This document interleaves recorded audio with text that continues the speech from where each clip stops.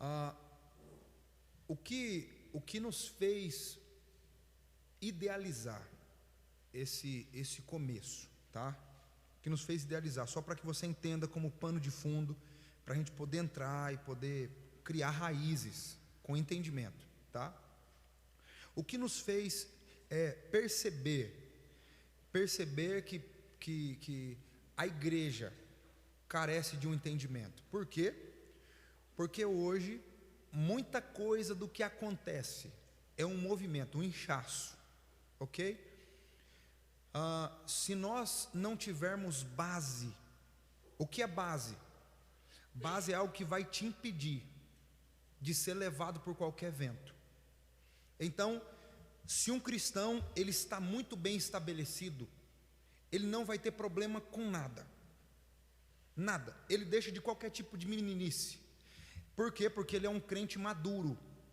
Então as verdades bíblicas estão aqui para nos amadurecer como cristãos, e entendendo essa necessidade como igreja pastoral, ministerial, nós buscamos durante todos esses anos, até de pandemia, junto com o nosso apóstolo, procurando a melhor forma, procurando princípios e procurando uma identidade de fundamentos para a igreja, para nós podermos aplicar, podemos fazer a igreja crescer em graça e sabedoria, sim, mas diante de princípios estabelecidos pela palavra. Tem muita coisa rolando, tem muita informação. Se hoje você for na internet, você vai procurar um tema e você vai ver 10, 20, 30, 50, 100 pessoas falando coisas aleatórias sobre o mesmo assunto, ok? Mas nós não queremos e não podemos fugir das verdades bíblicas. Elas não mentem e elas são únicas. Não adianta eu querer acrescentar ou querer tirar alguma coisa daqui, não, ela permanece, ok? Então isso nos fez ver a necessidade de criar cristãos maduros para perseverar. E outro dia eu ouvi um pastor muito querido, né? Ele dizendo o seguinte: um pastor novo foi perguntar para ele, foi pedir para ele conselhos, como fazer para encher uma igreja que cabe 4.000 pessoas, porque ele tinha um barracão, tal, uma estrutura. E ele disse: rapaz, você quer encher rápido uma igreja com 4.000 lugares, pregando a verdade? Impossível. Por quê, pastor? Porque a verdade ela não agrada, a verdade é confrontadora. São cristãos que estão sendo moldados, não segundo o que desejam, mas segundo o que a palavra diz, e isso nos corrói por dentro. Isso nos fez ver com clareza, e também comunicando com pessoas, homens de Deus que estão nessa casa, mulheres de Deus que estão aqui, e vendo a necessidade disso, nós vamos implantar então essa visão dentro de cada ser que está aqui presente. Eu tenho certeza que isso só tende a crescer, no nome de Jesus. Então nós vamos separar as nossas aulas por princípios, e depois nós vamos voltar toda a Bíblia, falando sobre assuntos específicos, teológicos e acadêmicos. Mas primeiro nós vamos conversar sobre base, princípios que não podem ser retirados de nós. E se mudar, problema. Se for retirar de nós, problema. Tem algumas pessoas que vão achar até muito óbvio, tá? Espera. Você já viu uma academia começar com 200 quilos? Eu nunca vi. Eu nunca vi uma casa começar pelo telhado. Se for, vai dar embaraço, irmão, vai ser ruim. Ela começa pelo alicerce. Sabe o que acontece? Acontece que na maioria das vezes a gente observa um relógio, e é muito gostoso você ser guiado por um relógio. Você acompanha as horas, sim ou não? Você acompanha. Você vê, ora tem uns mais avançados, que não é o caso do meu, né? Uns mais chiques, que tem até mês e tudo mais, né? Mostra até o tipo sanguíneo da pessoa, aleluia. Tem umas coisas boas aí. Mas por trás de todos esses ponteiros aqui, que deixam um relógio muito bem elaborado, existe algo por trás que ninguém vê, que são as engrenagens. Então por trás de todo cristão bem elaborado, existe princípio. O princípio é a engrenagem que faz a nossa vida girar. Se não tivermos princípios, que são as engrenagens, nós vamos rodar em frequências erradas.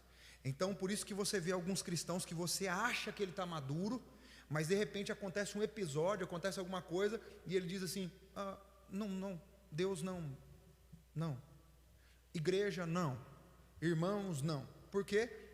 Porque ele pulou etapas que fizeram com que ele fosse um imaturo na fé, e isso pode acontecer. Então, para nós evitarmos isso, nós vamos pegar de capa a capa.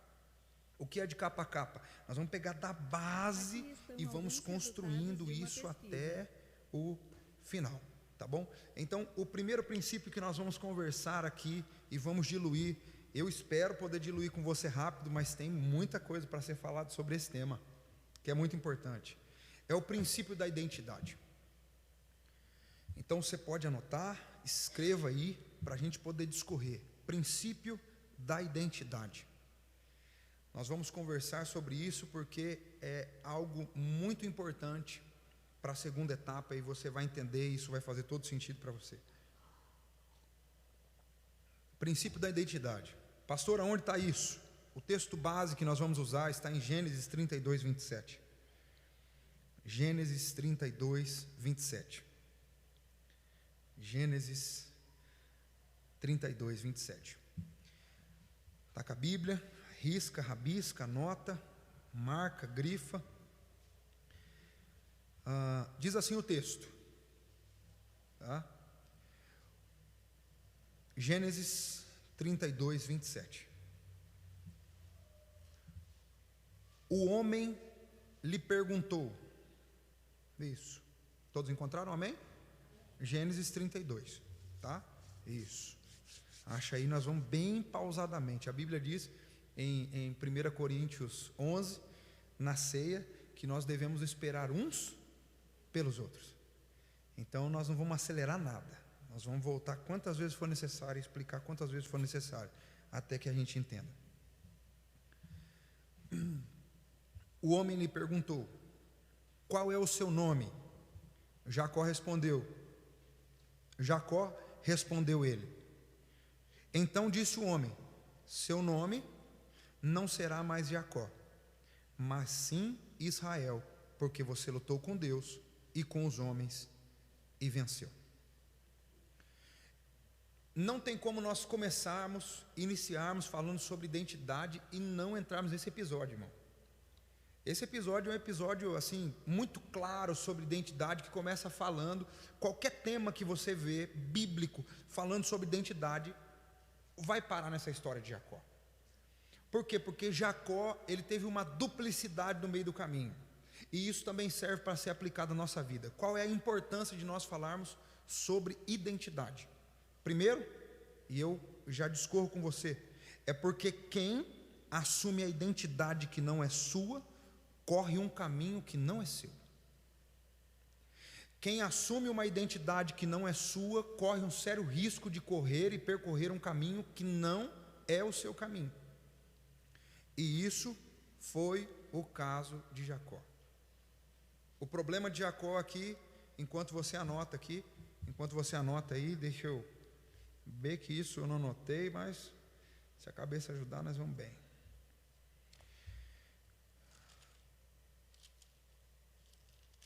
O problema de Jacó, irmão, começa em Gênesis. Vai lá, no começo mesmo, né? Gênesis.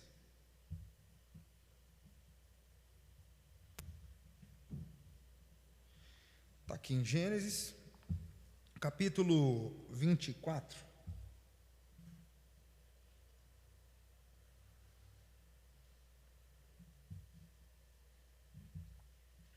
Eu falei o quê? 25. 25. Olha lá.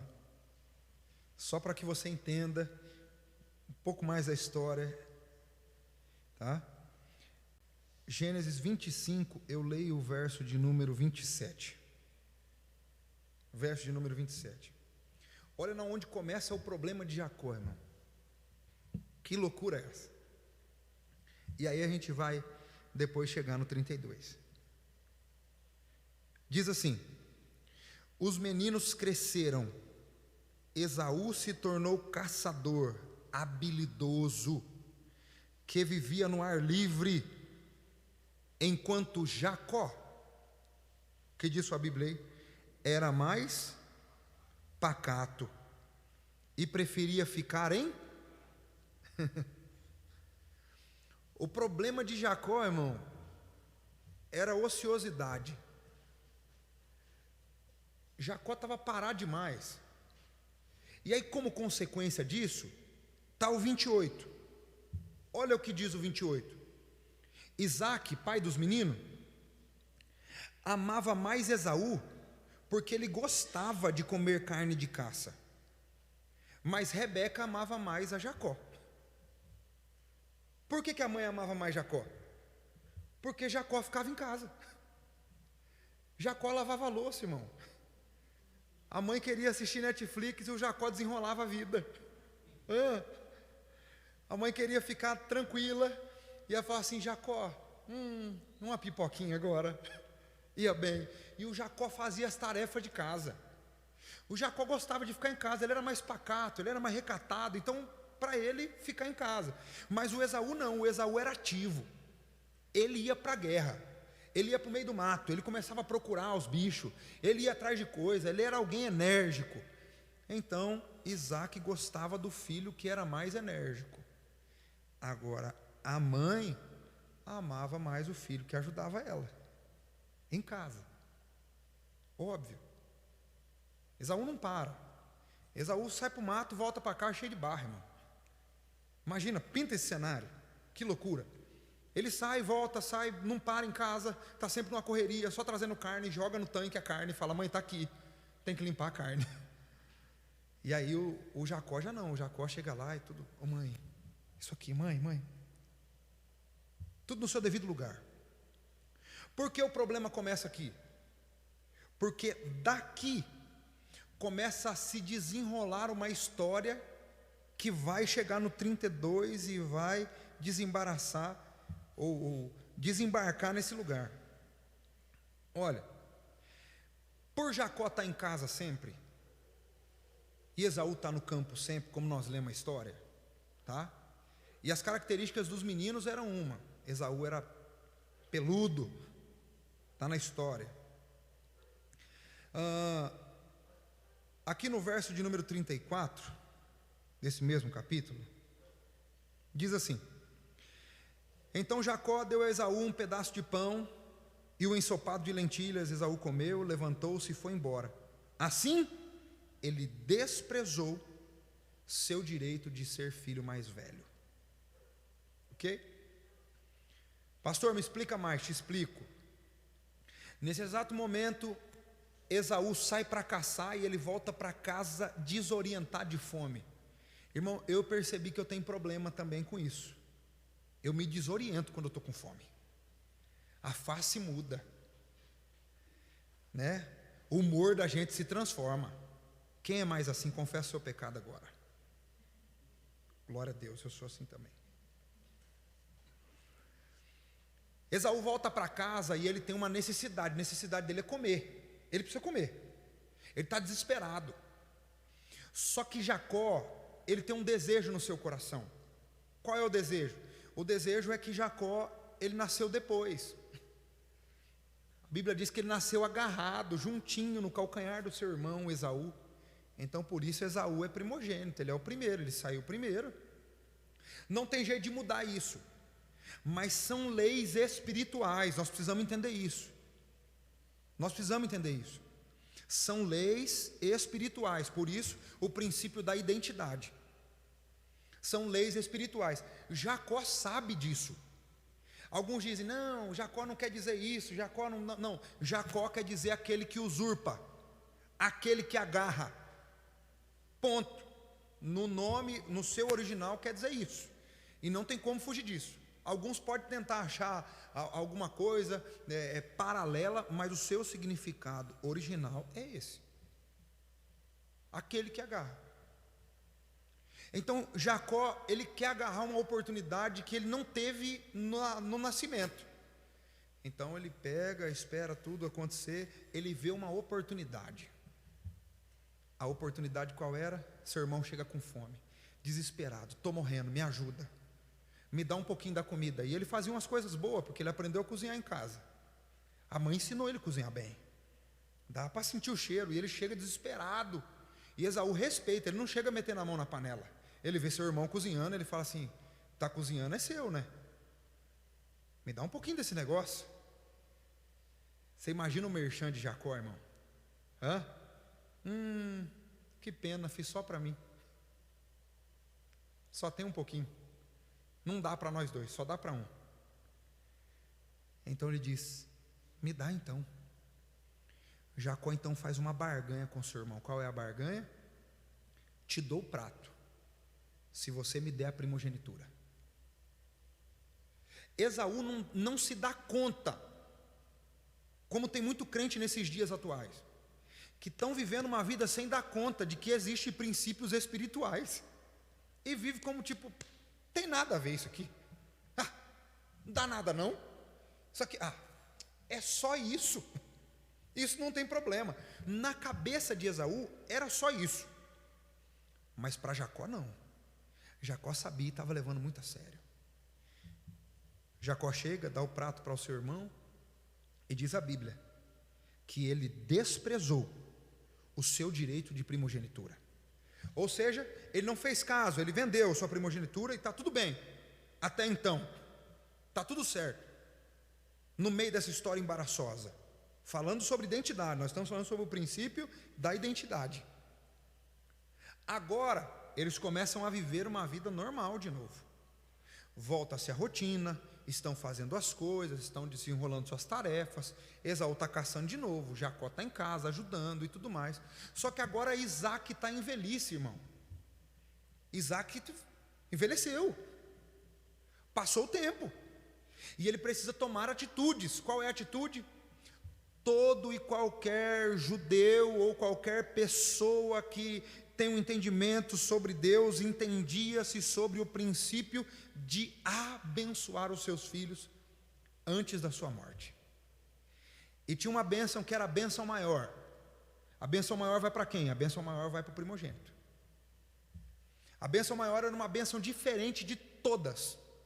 Você pode ver depois no decorrer ou no discorrer, né, da história de Jacó, que se torna Israel. Mas você vai ver que ele tem uma bênção específica para cada filho. Para cada filho. E há de se dizer que detentor ou pai, sou pai. Minha filha primogênita, Maísa. Só que no caso precisaria ser um homem. Homem. As mulheres não entravam nem na conta, irmão. Mas os homens sim. Primogênito homem, valoroso demais.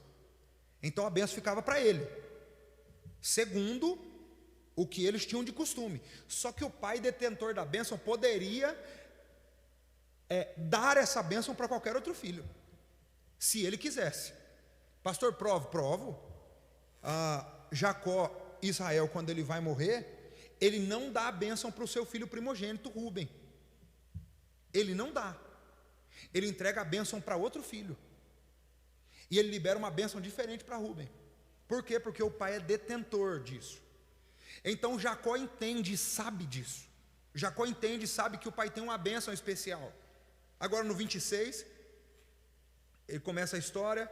Depois vai para o 26, capítulo 27. Virou 27 já. Aqui, 27:1. Gênesis 27:1. Certo dia, quando Isaac já era velho e estava ficando cego, ele chamou Esaú seu filho e disse: meu filho. Esaú respondeu: eis-me aqui. Isaac disse: eu sou velho e sei quando vou morrer. Olha que loucura essa, irmão. Olha o quão específico ele é. Ele diz: eu sei quando eu vou morrer. E aí ele continua: pegue suas armas, pegue seu arco, pegue sua flecha, vá ao campo, caça um animal para mim, depois prepare um prato, ou meu prato favorito, e traga aqui para que eu coma. Então pronunciarei a bênção que pertence a você, meu filho mais velho, antes de eu morrer. Aí complica um pouquinho mais, Por quê? Porque nós lemos lá atrás que a Rebeca gostava mais do Jacó. Só que o pai vai fazer o processo natural, o que já está de costume, o que já é costumeiro. A mãe escuta. A mãe escuta e diz: opa, vai acontecer algo especial aqui hoje. Aí continue lendo. Verso 5. Rebeca, porém, ouviu o que Isaque tinha dito ao seu filho Esaú. Quando Esaú saiu para caçar, ela disse ao seu filho Jacó: ouvi seu pai dizer: Esaú, traga-me uma carne de caça e prepare-me uma refeição saborosa, então abençoarei você na presença do Senhor antes de eu morrer. Aí a mãe começa a embaraçar Jacó: olha, agora meu filho, preste atenção e faça exatamente o que eu vou lhe dizer. Vá ao rebanho, traga-me 2 dos melhores cabritos e eu usarei para preparar o prato favorito de seu pai. Depois, leve a comida para o seu pai, para que ele coma e o abençoe antes de morrer. Jacó respondeu a Rebeca: mas meu irmão Esaú é peludo, enquanto eu tenho pele lisa.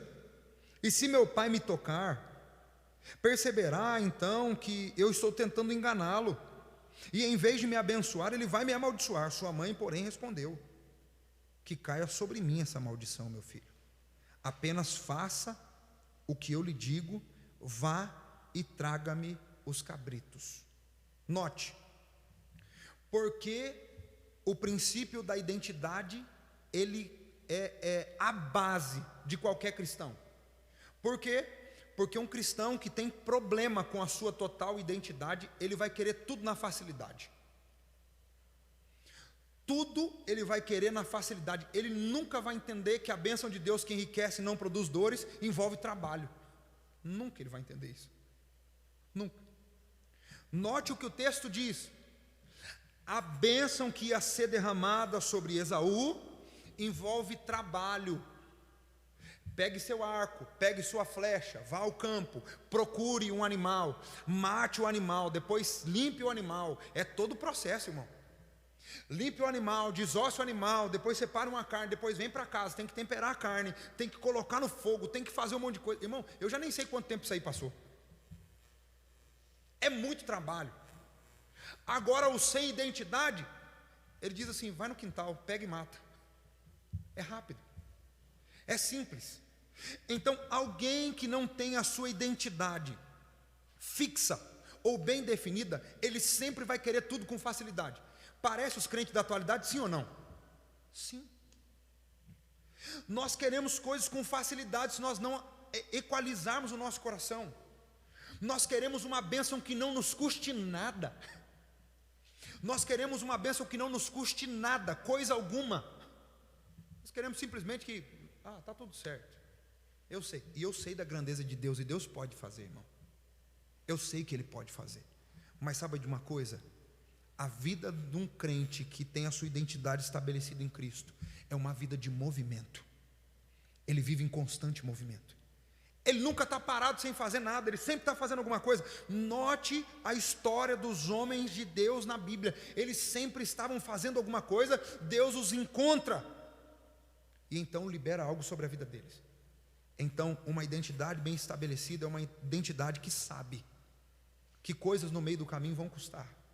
E ele não tem preguiça, ele não fica acomodado, ele se põe de pronto ao caminho. Foi o que Esaú fez. Esaú pega o arco, Esaú pega a lança, Esaú pega a faca e ele toca seguir o caminho. Agora, quantos crentes estão por aí? Tem muito crente que chega na igreja, irmão, e isso é fato. Ele quer que eu pegue o litro de óleo e dê a bênção bônus para ele, sim ou não? Né? Vem aqui, irmão, que amanhã a chave vai estar na sua mão. Vem aqui que amanhã a porta vai estar aberta. E se Deus fechou a porta?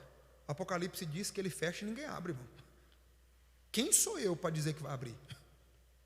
Entende? São coisas como essas que nos tiram e diferem meninos de homens, meninas de mulheres, crianças de filhos de Deus. São essas verdades, são verdades espirituais que nos trazem lógica sobre a palavra de Deus. Ponto. Ao fazer isso, o imaturo, ou aquele que não tem sua identidade bem estabelecida, ele vive complicações. Porque, olha que tramóia, irmão. Imagina só, pegando os pelos lá, tendo que colar na pele, aproveitando da falta de raciocínio do pai, do sentido de saúde do pai, não estava vendo. Aproveitando de tudo isso, se maqueia todo, vai lá, a mãe faz o preparo e tudo mais, depois leva para o pai. Quem que está aí? Sou eu, seu filho Esaú. Vem aqui, deixa eu cheirar você. A Bíblia diz isso. Então ele cheira, sente Esaú era muito cheiroso, né, irmão? Imagina só, porque a Bíblia diz que o pai sente o cheiro do animal, e ele diz assim: uau, que presente, meu filho, cheiro do campo, como Deus criou. Hã? Que perfume bom esse aí, irmão. Cheiro natural, cheiro do campo. Era o cheiro de Esaú, era o perfume de Esaú, cheiro do campo, cheiro do campo. Agora ele vive uma complicação. Por quê? Porque a Bíblia diz, vira um pouquinho mais aí, chega lá no versículo de número 27. Versículo de número 27. Olha o que diz. Jacó se aproximou e o beijou. E quando Isaque sentiu o cheiro das suas roupas, finalmente abençoou seu filho e disse: o cheiro do meu filho é como o cheiro do campo que o Senhor abençoou. Você viu a essência a essência de Esaú, irmão? O nome do perfume não era Malbec, era a essência do campo que o Senhor abençoou. E não é heresia, está no texto. 28. Olha que bênção extraordinária que um pai libera sobre o filho. Que Deus me dê saúde para isso, de poder na minha velhice, essa daqui é a bênção que eu vou liberar sobre os meus filhos, na minha velhice. Do orvalho do céu e da riqueza da terra, Deus lhes conceda fartas colheitas de cereais, e vinho novo de sobra, que muitas nações o sirvam e se curvem à sua frente. Que você seja senhor de seus irmãos, e os filhos de sua mãe se curvem à sua frente. Todos que o amaldiçoarem serão amaldiçoados, e todos que o abençoarem serão abençoados. Assim que Isaque terminou de abençoar Jacó, e logo depois de Jacó ter saído da presença de seu pai, Esaú voltou da caçada, preparou a refeição saborosa, levou para seu pai e disse: sente-se, meu pai, e coma da minha caça para me abençoar. Isaque perguntou: quem é você? Imagina só, irmão. Chega alguém se passa por alguém, entra, sai, e de repente essa pessoa chega de novo. Fala a verdade. Que experiência ruim. Isaque também ficou aterrorizado. Olha o que diz o verso 33. Isaque começou a tremer incontrolavelmente e disse: quem me serviu a carne? Não sei se de repente ele estava pensando que seria uma aparência de alguém. Não sei se ele estava pensando que era um fantasma. Eu sei que ele tremeu. Ninguém treme à toa. Ninguém fica com medo em vão. O texto diz que ele tremeu. Imagina, quantas pessoas já tiveram aquela percepção assim, vou explicar. Você está em casa, fazendo alguma coisa, e de repente, a impressão que você tem é que o seu esposo passou por trás de você, entrou no quarto, e ele está lá no quarto. E aí de repente seu marido chega pelo portão. Você entrou aqui? Não entrei não. Estava lá fora. Entrei agora. Ai, credo. Uma percepção dessa, Isaque fica assustado, trêmulo. Ele pergunta para Esaú quem era. Esaú se apresenta, porque essa é a identidade dele. Não dá para mentir. Ele se apresenta e ele diz: sou seu filho Esaú.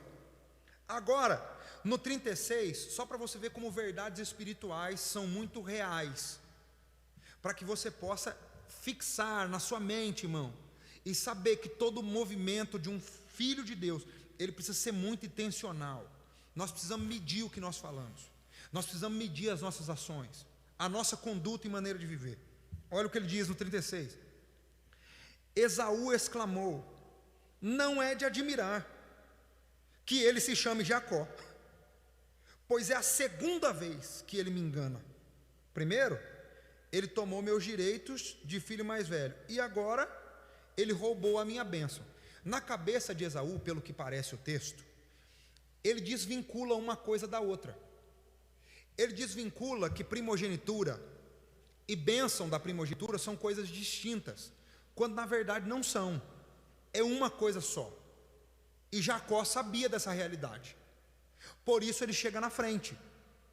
Só que agora o texto discorre, e Jacó começa a viver uma vida sofrida. Por quê? Porque ele não tem a sua identidade definida. Ele precisa fugir da sua casa, ele precisa viver correndo de sua casa, ele precisa viver fora dos seus aposentos.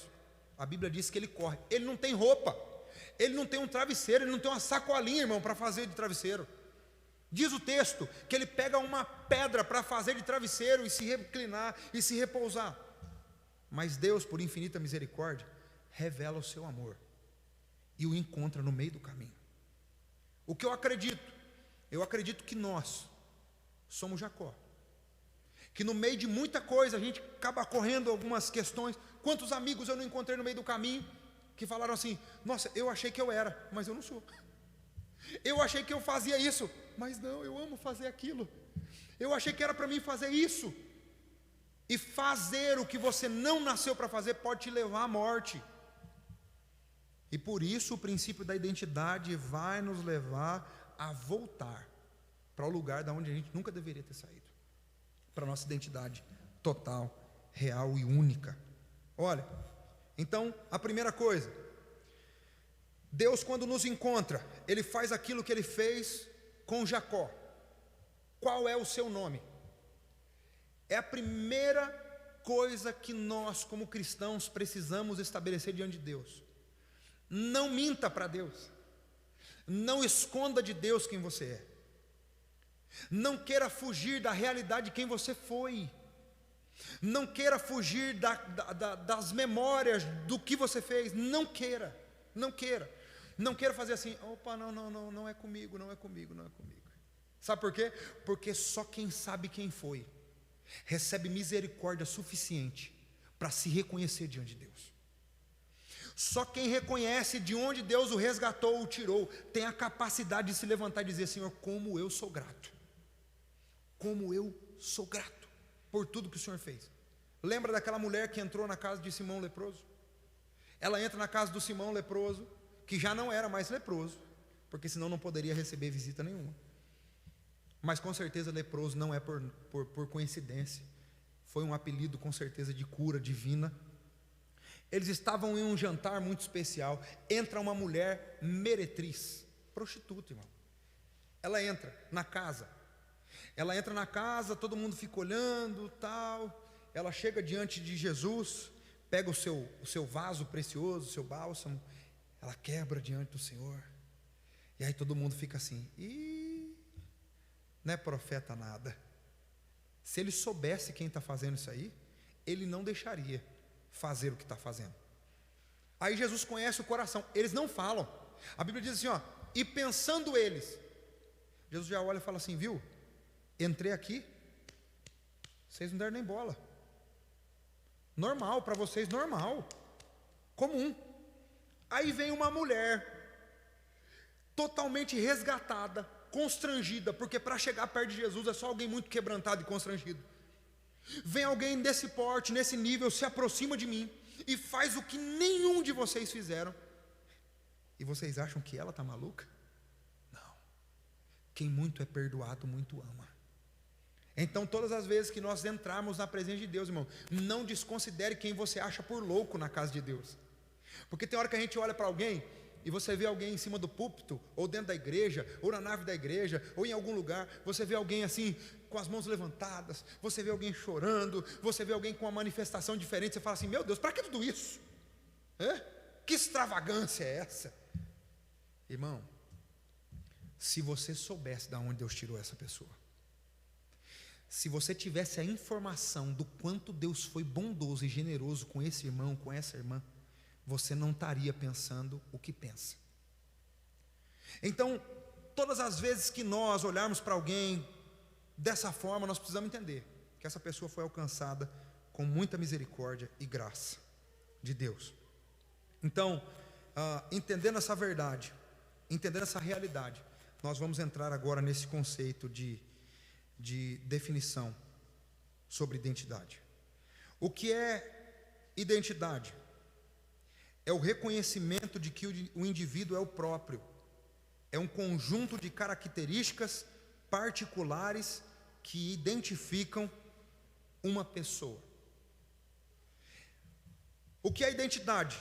Identidade é eu olhar para alguém, é eu ver características de alguém e perceber que aquilo não poderia ser de outra pessoa, senão de uma única pessoa. Identidade.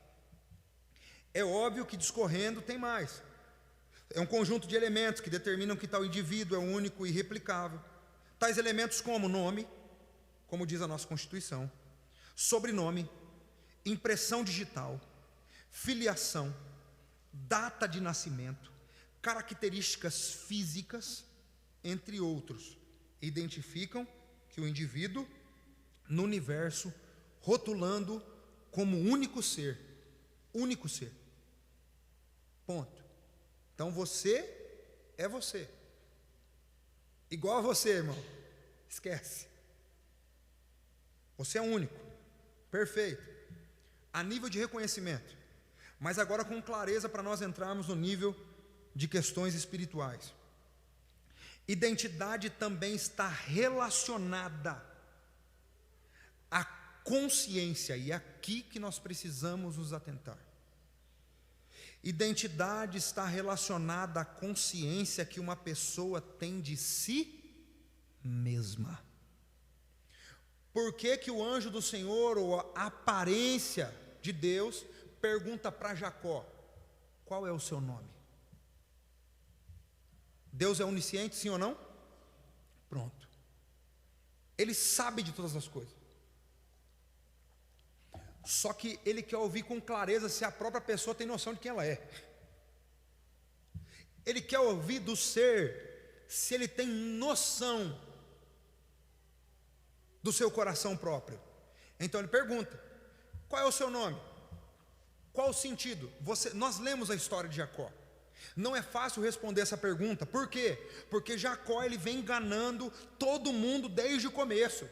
Ele é influenciado a muita coisa, ele começa a cometer engano, ele vai, rouba sim, em partes, porque vejamos bem, se ele fosse um pouquinho mais inteligente, né, ele chegaria diante do seu pai e falaria: pai, é o seguinte, vou resolver uma parada aqui. Palavra é palavra. Nessa época, palavra, irmão. Outro dia meu irmão negociou comigo a primogenitura. Então essa bênção é minha. Ele pode querer me matar, mas ele está fora de si, porque nós negociamos isso. Então o senhor pode me abençoar. Mas o sem identidade, ele escolhe sempre o caminho mais difícil, irmão. Sempre o mais difícil. Então agora Deus precisa perguntar para ele, dizer para ele assim: qual é o seu nome? Você sabe quem você é? Então, sem titubear, ele responde: eu sou Jacó, Senhor. E imediatamente Deus muda o nome dele. Ou seja, formulando, dando, introduzindo diante dele uma nova identidade. Por quê? Porque até aquele instante Jacó estava correndo uma corrida que não era sua, Jacó estava percorrendo um caminho que não era seu, Jacó estava colhendo uma colheita que não era sua, Jacó estava ilegal naquele caminho. Então Deus agora precisa mudar. Fala assim: ó, porque você reconheceu que você é. Identidade nova para você. Sabe de uma coisa, irmão? Quando nós, cristãos, aqueles que estão em Deus, aqueles que estão em Cristo, reconhecem a sua identidade no Senhor, o Senhor ele faz assim, ó, toma, nova identidade para você, nova criatura, você é novo agora, e nós vamos entrar nisso mais na frente. Mas quando nós entendemos isso, Deus nos dá essa nova oportunidade. Então, isso é importantíssimo. Isso é importantíssimo. A identidade está relacionada à consciência de cada indivíduo tem sobre si. Então, eu faria uma pergunta para você, e você responde para você mesmo, e a gente vai diluindo isso. Se eu perguntasse hoje para você assim, quem é você? Algumas pessoas vão falar assim, mas eu sou Lucas, filho de Deus e tal. Não, tira o evangeliquez, sabe? Tira o gospelmente, tira. Se eu perguntasse para você hoje, quem é você? O que você diria sobre você? Os caminhos que você percorreu, sua história, quem você é em essência, de onde você saiu, quantas coisas você sofreu no meio do processo para você estar onde você está hoje, e você conseguir dizer isso com clareza, sem titubear, sem mentira, sem engano, e dizer, eu sou Lucas. Então recebe-se essa oportunidade novíssima de Deus. Pastor, qual a importância disso? Qual a relevância sobre isso? Primeiro, quando eu reconheço a minha identidade, é notável que o poder de Deus se manifeste na minha vida. Quando reconheço minha identidade, é visível o manifestar de Deus na minha vida. Pastor, me conta agora, Êxodo capítulo 3, está lá, Êxodo capítulo 3.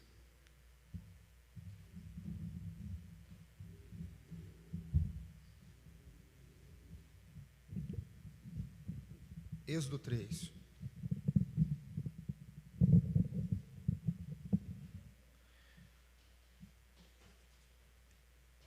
Êxodo 3, verso de número 5.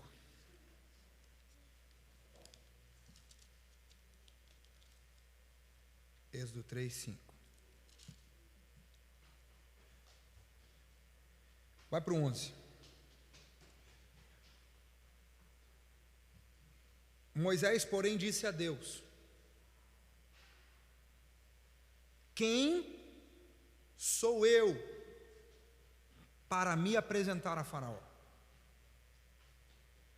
Moisés reconhece a sua identidade, sabendo da sua pequenez, sabendo da sua incapacidade, sabendo das suas limitações e sabendo do seu nível de acesso.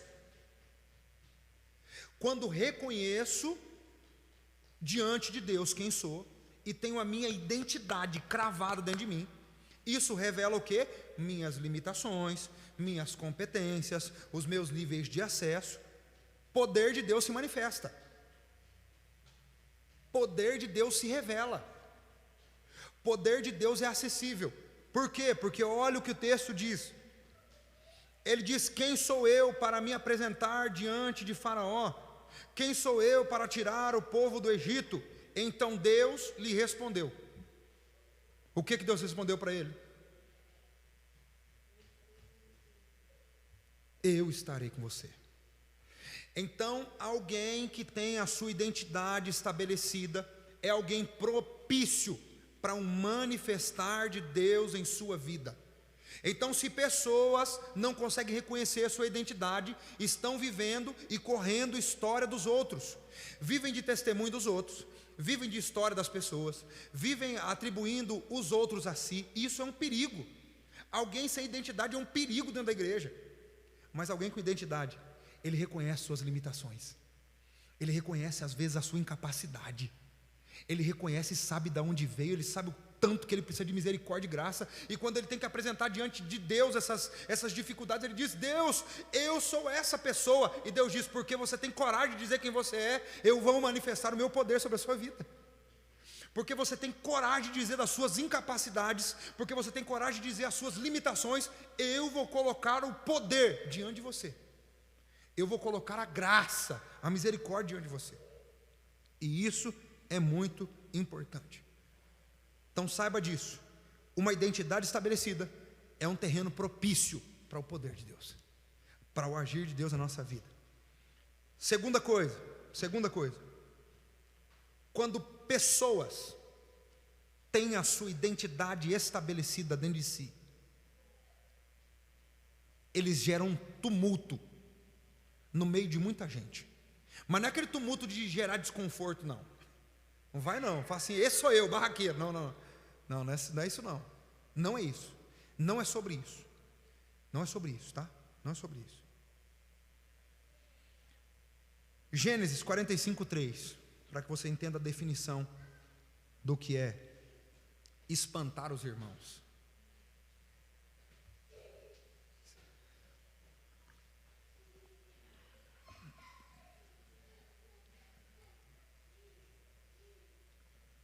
Olha lá, Gênesis 45, 3 e 4. Gênesis 45, 3 e 4. Olha só. Sou eu, José, disse aos seus irmãos: meu pai ainda está vivo. Mas seus irmãos ficaram espantados ao se dar conta de quem o homem que estava diante deles era. O que eles perderam era o mesmo que lhes falara. Olha, por que os irmãos de José ficaram espantados? Porque José se apresenta. Mas calma aí, pastor. José é o mesmo José? Sim, é o mesmo José. É aquele José que você viu no filme, que você assistiu a novela. É o José do Egito. Aquele que foi jogado dentro do buraco, aquele que foi vendido, traído pelos seus irmãos, aquele que pegou e os irmãos tiveram que fazer toda uma cena, sujar a sua roupa com sangue, apresentar diante do pai e falar assim: pai, coitado do menino, não deu conta não, morreu. Isso, esse José. Os irmãos se espantaram por ele se apresentar como de fato é. Alguém que tem a sua identidade muito bem estabelecida, ele gera espanto na maioria das pessoas, porque ele não vive de vento de doutrina. Quando as pessoas estão se movendo de um lado para o outro, atrás de revelamento, atrás de um monte de coiseira, ele está assim: não, eu sei quem eu sou. Eu sei quem eu sou. Não, mas você não vai. Não vou. Eu sei quem eu sou. Eu sei quem eu sou. A identidade vai gerar em você constância e estabilidade. Uma identidade bem estabelecida vai gerar em você estabilidade. Por isso o princípio da identidade é tão importante. E note o que ele diz ainda no verso 5. Olha que coisa maravilhosa isso aí, irmão. Que texto fantástico. Olha o que ele diz: agora não fiquem aflitos ou furiosos uns com os outros, por terem me vendido para cá. Olha o José dando uma liçãozona nos irmãos. Os irmãos, imagina o tumulto, irmão. Todo mundo só aqui, ó. Você está doido? O homem agora virou mandante do Egito. Nós estamos na frente dele, guarda para tudo que é lado. Os irmãos lá parecendo um cordeirinho. O homem se revela falando: sou eu. Cabeça vai rolar. Ele está furioso com a gente.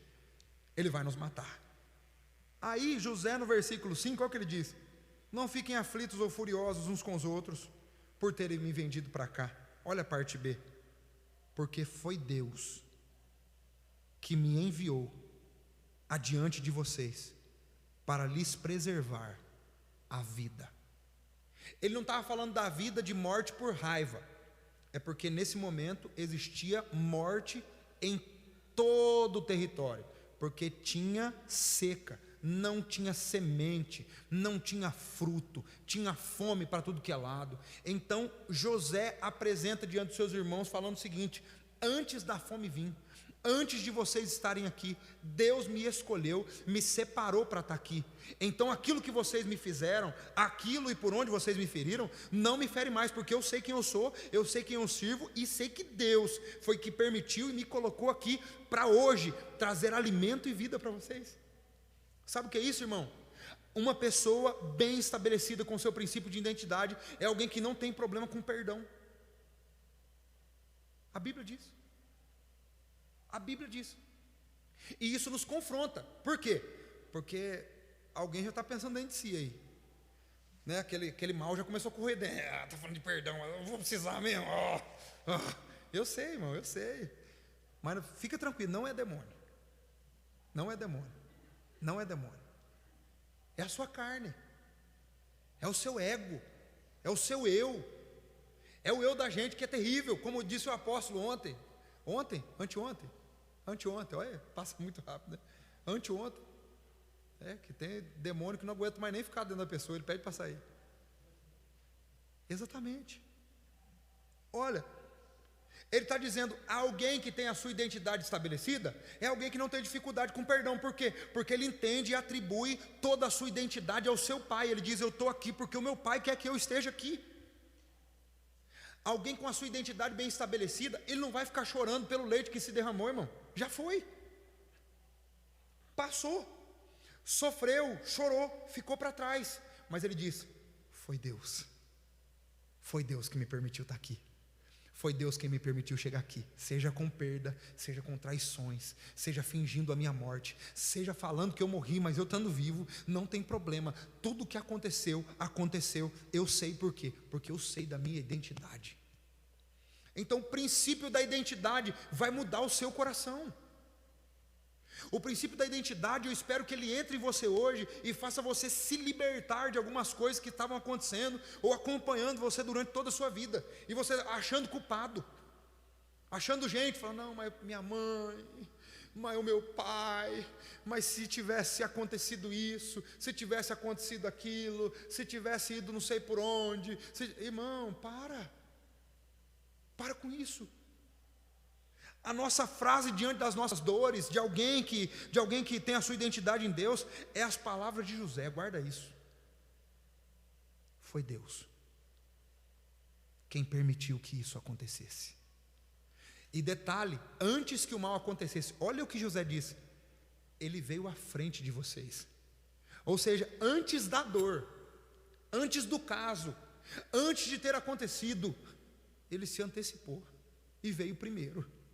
Ou seja, a dor é só a reverberização daquilo que aconteceu. Você sabe o trovão? O raio? O que vem primeiro? A luz ou o barulho? E depois você já espera, né? Alguns segundos ele diz, ei, a luz chegou primeiro. Isso só foi o barulho. Não tem problema. A luz sempre chega primeiro. E sempre vai chegar primeiro na nossa vida. Então tudo o que acontece na nossa vida, estando em Deus, precisamos estabelecer o princípio da identidade. Quando eu percebo cristãos, irmão, que tem a sua identidade bem estabelecida, é fácil de se definir. Você distingue ele rapidinho. Ele passa por problema, ele passa por dores, ele passa por dificuldade, ele passa por provações e tal. E aí você vê que ele está se desenvolvendo. E eu acho incrível porque Deus ele tem a sua incubadora. Então assim, o meu processo não é o seu processo, esquece. Não tem como a gente falar assim, não, 40 gotas de pirona vai servir, porque resolve para mim. Não esquece, não tem jeito. Por quê? Porque eu vi pessoas que entregaram sua vida para Jesus, irmão, e do nada, assim, pouco tempo, curto prazo de tempo, as coisas começaram, sabe, é Deus pegando aquela bananinha verde, enrolando ela no jornal, colocando ela dentro do forno, falando, ei, preciso que você amadurece rápido, bora, e teve gente que eu vi viver uma vida tranquila, diante de Deus, tal, celebrando ao Senhor, levantando a mão para o céu, glória, culto, vida de crente é boa mesmo, oh, aleluia, tal, e aí passa um pouquinho, passa um período e tal, de repente a primeira aprovação vem, e fala, nossa, mas estava tudo tranquilo agora? Estava tudo bem, agora, o que é isso? Para estabelecer identidade em você. ele precisa ter certeza de que você sabe quem você é. E o que vai fazer isso? O que difere meninos de homens? Prova. Prova separa menino de homens. São prova. Eu pergunto para você: o professor, ele dá alguma prova para alguém que ele não tenha preparado para passar por ela? Ele aplica essa prova? Não. Chega na escola, você vê as crianças falando assim: semana de prova. Ai, eles estão tudo nervosinhos, né? Estão tudo nervosinhos. Sabe por quê? Porque estava dormindo na sala. Porque estava papiando ali. Ai, isso o quê? Aí é só Ctrl+C, Ctrl+V, né? Copia e cola. Só copiar o que está na lousa, está tudo certo. Vai. E aí, como é que tá? Estudou? Estudei. Estudar é colocar só no papel, né? Mas na verdade estudar é experienciar, é ter toque, é ouvir, é viver. Mas não, a gente só coloca no papel. Aí, tudo certo. Aí chega o dia da prova. O professor, ele tem certeza, sabe do quê? Eu dei informações suficientes para te capacitar a passar por isso. Quem aplica a prova tem certeza de que ensinou. Quem está recebendo a prova tem que ter qual convicção? Não tenho nem o direito de perguntar o que é, porque se veio, ele já me ensinou durante esses dias todos para passar. Só que a gente faz o quê? A gente é menino, irmão. A gente vai diante de Deus: oh Deus, por quê? E tem uns que são dramáticos, né? Parece que faz teatro, né? Ai, Deus, eu acho que eu não vou aguentar. E Deus falando assim: já te municiei, moço. Já te dei ferramenta. Eu já te dei todo o necessário para você passar. Você só não teve consciência disso ainda. Sabe de uma coisa, irmão? Cada encontro que nós temos, cada evento que acontece na nossa vida, não pode passar despercebido. É Deus nos capacitando, é Deus nos dando munição, é Deus nos dando entendimento, sabedoria, porque mais dia menos dia, prova vem. Isso não é mérito de pessoas que não estão em Cristo, não, é de qualquer ser. Sabe a diferença? A diferença é que a luz chega primeiro e o barulho chega depois. Então os que são da luz precisam se capacitar melhor para passar durante essas provas. Depois aqui alguns textos, Jesus admitindo a sua identidade. Aí você vai falar assim: mas era Jesus, pastor. Mas Jesus é um modelo de como nós devemos ser. Nós precisamos olhar para Jesus e vermos a nossa vida. A simbologia do casamento qual é? Devemos amar nossa esposa. Como o quê? Pronto. Nós precisamos, a base, o entendimento sobre casamento é amar a esposa como Cristo amou a igreja. E tem marido que não está dando conta disso. Por quê? Porque é difícil, irmão. Como Cristo amou a igreja? Fala para mim, como Cristo amou a igreja? Morrendo, irmão. Oh Deus, ajuda nós, Senhor. É a palavra, não posso fugir, irmão. É via. Não dá para dizer uma coisa para você e não pegar em mim. Não dá. Seria muito fácil eu só falar para você e não viver. Eu preciso dar conta. Como Cristo amou a igreja. Cristo é o modelo de como nós precisamos ser. Cristo é o molde. Ele é o primeiro, ele é o primogênito. Tá? Aqui, João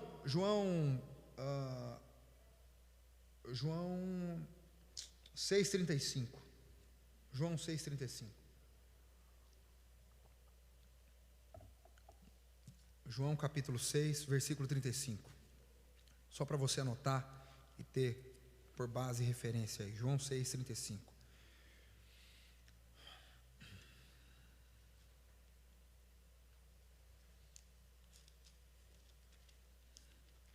Você pode ter certeza, irmão, esses dias aqui nós vamos descolar todas as páginas da sua Bíblia. Aleluia. João 6,35. Olha o que Jesus diz. A primeira multiplicação dos pães é o capítulo. o epígrafe do texto. Mas Jesus no 35, ele não só fornece, ele sabe quem ele é. Ele não só faz, ele tem total ciência da sua identidade. Ele se apresenta dizendo: olha, eu sou o pão vivo, eu sou o pão da vida. Quem vem a mim nunca mais terá fome. Quem crê em mim nunca mais terá sede. A réplica que ele faz é o que ele disse para aquela mulher samaritana. Quando ela pergunta no capítulo 5, se não me falha a memória, de João, versículo 4, a mulher samaritana. Ele diz: ei, essa água que eu estou explicando para você sou eu. Eu sei quem eu sou. O padrão do cristão, o padrão de vida, o princípio da identidade, ele precisa ser tão estabelecido, tão bem estabelecido, porque nesses dias nós temos uma luta. Qual é a maior luta que está tendo aí, irmão? Explica para mim, se não fosse tão importante. E por que a igreja não está falando sobre isso? Tem um problema. Qual é a luta que o diabo está tentando vencer as pessoas aí fora? Ideologia. Estão querendo colocar e inculcar outras coisas na cabeça das pessoas. Você pode ser o que você quiser. Se você disser que você é um cavalo, você é um cavalo.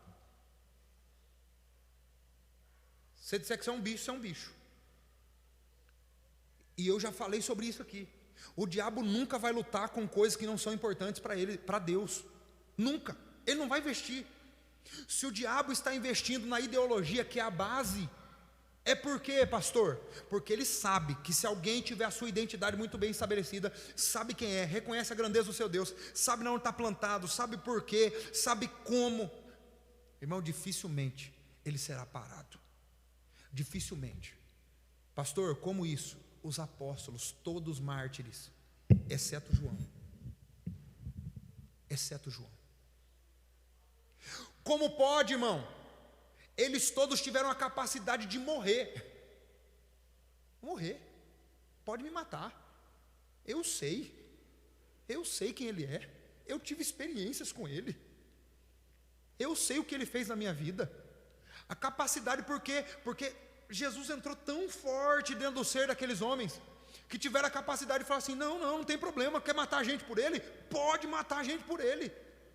Não tem problema. Agora as pessoas aí fora, está tudo bagunçado, irmão. Tudo bagunçado. Uma professora me procurou outro dia, ela disse para mim assim: pastor, problema, hein? Falei: por quê? Ela falou: chegou uma menina, 10 anos aproximadamente, chegou na sala de aula.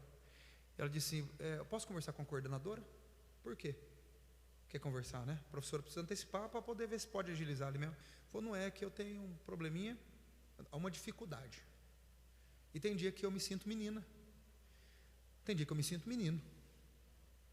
Tem dia que eu nem sei o que eu sou. Eu queria saber se o dia que eu me sentir menino eu posso usar o banheiro dos meninos. Na nossa cidade. Aqui. Pergunto para você, irmão. Se identidade não fosse importante, por que o diabo estaria trabalhando para corrompê-la? Porque ele sabe que é um ensino fundamental para a igreja. Ele sabe. E ele começa por onde? Na massa. Ele sempre começa pela massa. Ele sempre começa seus movimentos externos. Mas existe uma palavra de Deus. Sabe qual é? As portas do inferno nunca vão prevalecer contra a igreja. Enquanto houver pessoas que preguem a verdade, as portas do inferno não vão ganhar evidência. E nós precisamos pregar o evangelho, que é a verdade. Agora, eu pergunto para você, e você vai desconstruindo isso aí, dentro de você. Quantas vezes as pessoas nos chamam de coisas diferentes do que nós somos de verdade? Seja dentro da igreja mesmo, seja estando na caminhada cristã. E as pessoas falam assim: você acredita, pastor? Me chamou de endemoniada. Hã? Ué? Aí fica brava. O cabelo até levanta, irmão. Parece aquele. Como que é o nome daquele bichinho? A Cátia tem um, como que é o nome? Calopsita. né? Arrepia inteiro. Arrepia assim, né? Tá bravo, arrepia. Mas alguém que tem a sua identidade estabelecida não liga para isso. Pastor, me prova, eu te provo. Abre sua Bíblia aí em João capítulo 10, versículo 20. João 10, 20.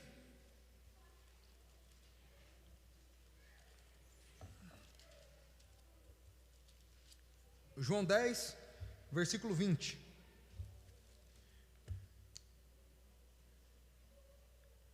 João 10, 20. Irmãos, eu recomendo Bíblia de papel. Os irmãos sabem disso, quem me conhece sabe. Eu recomendo Bíblia de papel por quê? Porque eu gosto de anotar, marcar. No celular você vai perder, você não vai ter acesso. Você pode grifar assim, ó. Só que depois você não vai saber onde está marcado. Você vai passar por um lapso. Então a Bíblia de papel é muito gostosa, muito boa, porque você consegue manobrar. Não tem nada a ver com esquece, irmão. Sabe? A Bíblia de papel. Os irmãos que são místicos demais, você sabe, né? Vão todo mundo com pergaminho, com os papiros, os rolos, sagrada. Não, a Bíblia porque é fácil de manusear. A ordem que colocaram ela para nós fica boa de manusear. Você se lembra melhor, tá? Caneta, pastor, que caneta que você usa? Eu uso caneta de gel para marcar. Por quê? Porque tem muita gente que compra aquela caneta de marcar texto, ou aquela de CD antiga que vai álcool dentro, sabe? Por quê, pastor? Porque você vai estragar a sua Bíblia. Você vai passar e ela vai passar para o outro lado. Você vai marcar 2 textos em um só. Você vai ficar mais perdido que não sei o quê. A de gel não. A de gel você marca, só vai ficar na frente. Estou passando para você os métodos que eu uso de estudo. Então você pode pegar aí. Tem as mulheres que gostam daquele post-it, né?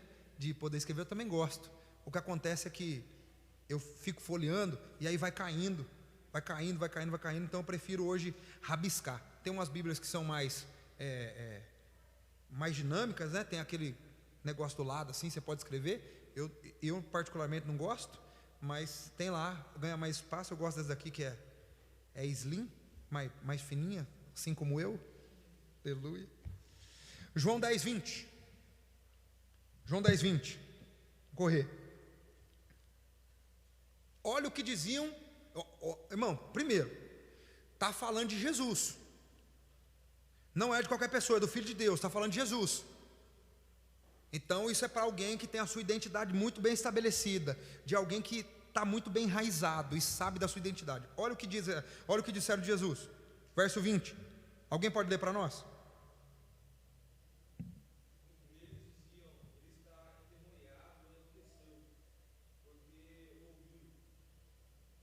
Uau. Não só esse. Lê de novo para nós, por favor. Muitos deles diziam, ele está endemoniado, enlouqueceu. Por que ouviu? Duas coisas, uma só, irmão. Primeiro, está possuído. Não, está possuído. Segunda, está louco. É um homem enlouquecido. Quem vai ouvir esse rapaz? Aí tem crente que vem e fala assim: você acredita, pastor? Me chamou de louco. Sério? Sério. Mas eu entendo também, irmão. Tem que ler Bíblia. Chamaram ele de endemoniado, porque ele estava fazendo bem. Note, ele não estava fazendo mal, ele não estava confrontando ninguém. Ele estava fazendo milagre. Chamaram ele de endemoniado. Você acha que você, fazendo o que você faz, vão te chamar de quê? Com clareza isso, com entendimento. Nós precisamos estabelecer princípio de identidade entre nós. Segunda coisa, chamaram ele de um homem qualquer, um homem comum. Será? Não é muita coisa. Mateus 13, 55. Quem chegar primeiro, lê para nós. Mateus 13, 55.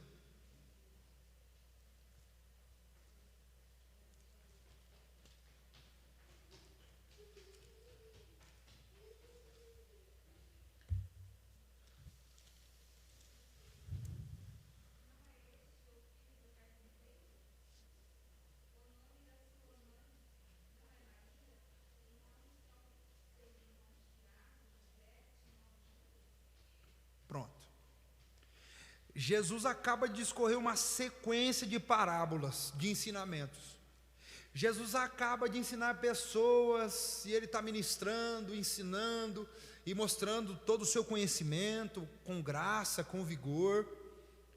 Algumas pessoas lhes aparecem, mestres da lei, pessoas que têm um entendimento. A epígrafe do texto diz: Jesus é rejeitado. As pessoas o consideravam como uma pessoa qualquer e comum, e tem gente querendo evidência. Tem gente querendo ser conhecido por homens. Deixa eu dizer uma coisa para você: eu prefiro ser não conhecido por homens aqui, mas ser reconhecido por Deus na eternidade. Nós precisamos ter esse entendimento.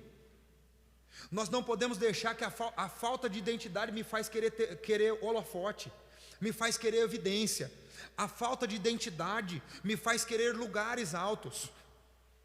Falta de identidade, por quê? Porque eu acho que sendo visível, estando em lugares onde o meu nome vai estar, estando em lugares onde eu vou estar em evidência, eu vou ser conhecido. Mas as pessoas disseram: esse homem não é filho do José? Não é filho do Zé? É filho do Zé. Filho da Maria? Filho da Maria. E os irmãos dele? Não são esses homens? São eles mesmos. Então, tipo assim, quem que é ele na capa do suco? Quem é ele na fila do pão? Quem é esse Jesus que vocês falam? Mesmo dando ensinamento, mesmo fazendo milagre, mesmo operando maravilha, quem é esse? Princípio de identidade. Terceiro e último: chamaram Jesus de ruaceiro. Está em Mateus 11:19.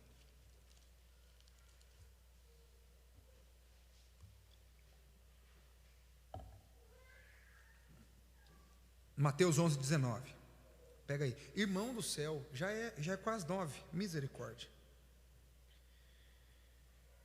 Misericórdia. Não é? Oh Deus. Mateus 11:19. Eu vou até abrir aqui no original, porque tem uma palavrinha aqui que algumas pessoas não consideram, e é bom a gente considerar ela, porque faz parte da originalidade do texto, e nós precisamos ler como está. 11:19, tá?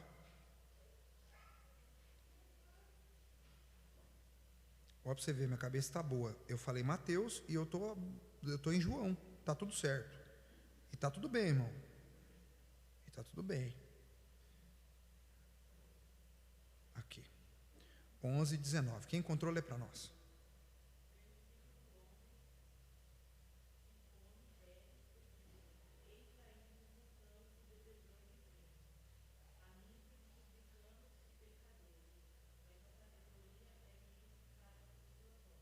Pronto. Olha só. Jesus vem, chamaram João de maluco, porque ele vivia no deserto, comia gafanhoto, mel silvestre, vivia em jejuns, chamaram de louco. Aí Jesus se apresenta e diz assim: aí vem o Filho do Homem, fazendo o oposto, porque na cabeça deles era assim: João se sentia santo demais e não ficava nem no nosso meio. Mas João era uma classe diferenciada de homem ousado, irmão. Porque João era formado. Para chamar um fariseu de raça de víbora, esse cara tinha que ser muito convicto e colocar o fariseu no chinelo. Senão ele não poderia fazer isso. João prova que tem entendimento quando ele está no deserto, ele olha para todos os fariseus e diz assim: raça de víboras, quem ensinou vocês a fugir da ira que está por vir? Aí Jesus explica. Ele diz assim: agora vem o Filho do Homem, comendo e bebendo, e vocês dizem que é um comilão e bebedor de vinho, amigo de pecadores e publicanos, mas a sabedoria é justificada pelas suas obras. Ou seja, não tem como mentir.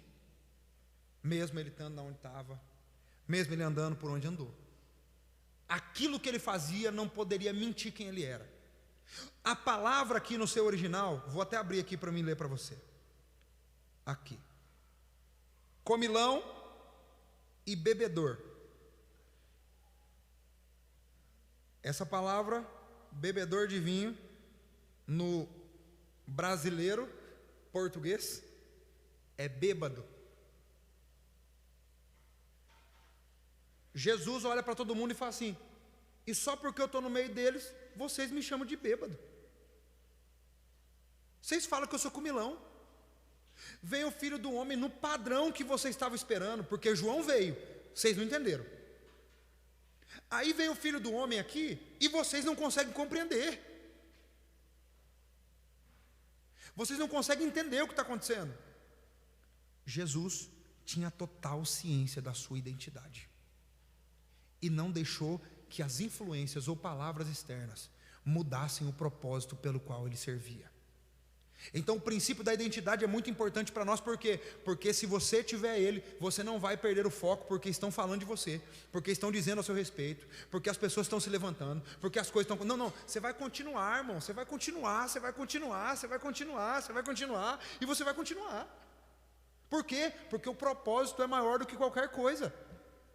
O propósito que Deus estabeleceu é maior. Jesus coloca isso à prova. Jesus diz, ele olha para tudo, ele olha para o que estão falando, ele olha para o que estão dizendo, ele olha para as acusações, ele ouve, ele sofre, mas ele olha para o propósito. Ele diz, o propósito é maior. Alguém que tem a sua identidade estabelecida, ele sempre vai considerar o propósito maior do que qualquer perda que ele vai ter no meio do caminho. Nós precisamos ter o princípio de identidade. Pastor, por quê? Isso só foi uma introdução. De fato, só foi uma introdução. Porque esse ponto aqui é muito importante. Qual é? Anota aí. Sem identidade, sem autoridade.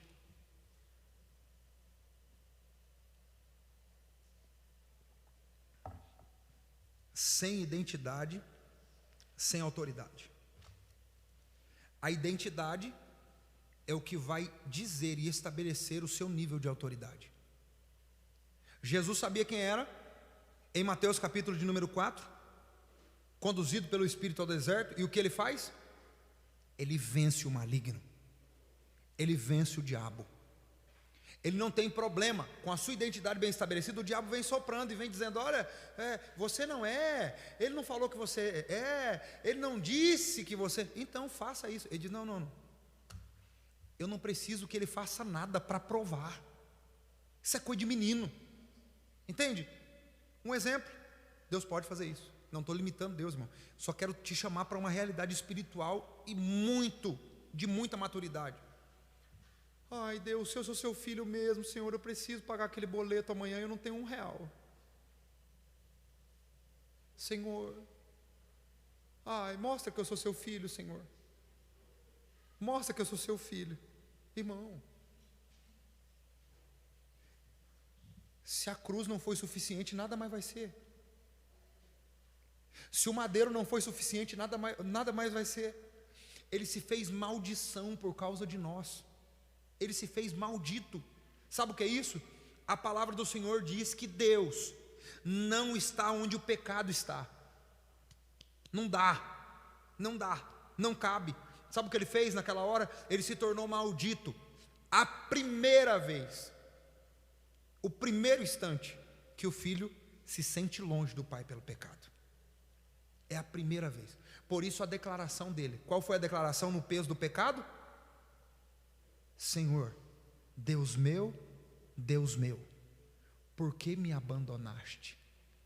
A ausência daquela presença. Imagina, irmão, você todo dia sentindo a presença de Deus, e Deus falando com você, e você daquele jeito e tal, e de repente, por um instante, ele se vê sem essa conexão, silêncio no céu, e agora?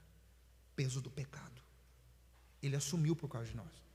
Então, essas coisas não faz Deus mostrar que eu sou filho dele. Deus não tem filho predileto. Não. Deus não tem filho predileto. E aí você olha e fala assim, Senhor, mas o Senhor deu o carro para o outro lá. Parece o pródigo. Senhor, eu vi o irmão dando testemunho lá. Viu? E eu estou aqui. Lembra de mim, Senhor. Irmão, para com isso. Colossenses. diz que em tudo nós precisamos aprender a dar graça. É aprender a render graças ao Senhor. Então, sem identidade, sem autoridade. Porque você vê pessoas que têm a sua identidade bem estabelecida, eles saem, eles começam com notoriedade, evidenciar quem Deus é na vida dele. Por quê? Porque ele entendeu isso. O seu nível de autoridade está bem estabelecido, porque ele sabe quem ele é. Na onde está isso, pastor? Atos dos Apóstolos, capítulo 19, versos 13 a 16. Atos dos Apóstolos 19, aliás, 19. Atos dos Apóstolos 19.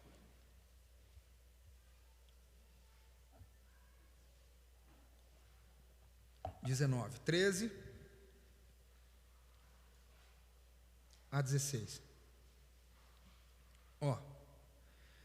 Alguns judeus viajavam pelas cidades expulsando espíritos malignos. Tentavam usar o nome do Senhor Jesus, dizendo: ordeno que saia em nome de Jesus a quem Paulo anuncia. Os homens que faziam isso eram 7 filhos de Seva, um dos principais dos sacerdotes. Certa ocasião, o espírito maligno respondeu: eu conheço Jesus, conheço quem mais? Paulo, mas o quê? Mas quem são vocês? Pastor Lucas Paulo está lá, ele diz assim: em nome do apóstolo Jean, que serve Jesus, o Deus Todo-Poderoso, o Filho de Deus, sai agora. Olha, aprenda a observar, irmão, o texto, como o texto narra. Vamos fazer essa leitura, e você precisa grifar isso. Alguns dos judeus, homens que estavam caminhando pela cidade expulsando espíritos malignos. Note que era costume, já era costumeiro, era rotina. Eles já estavam fazendo isso, era vida para eles. Perfeito. Parte B. Eles tentavam usar o nome do Senhor Jesus, dizendo: ordeno que saia em nome de Jesus a quem Paulo anuncia. Ou seja, eles não tinham clareza sobre quem eram e queriam se apropriar da identidade do outro para operar maravilhas, milagres e libertação. Quem não sabe quem é, não vai ter autoridade, vai querer andar na sombra do outro de autoridade. Por quê? Quando eu sei que, vou dar um exemplo meu, tá? Vou usar meu exemplo, posso me usar como exemplo. Eu vou chegar aqui e eu não sei como é que vai ser, né?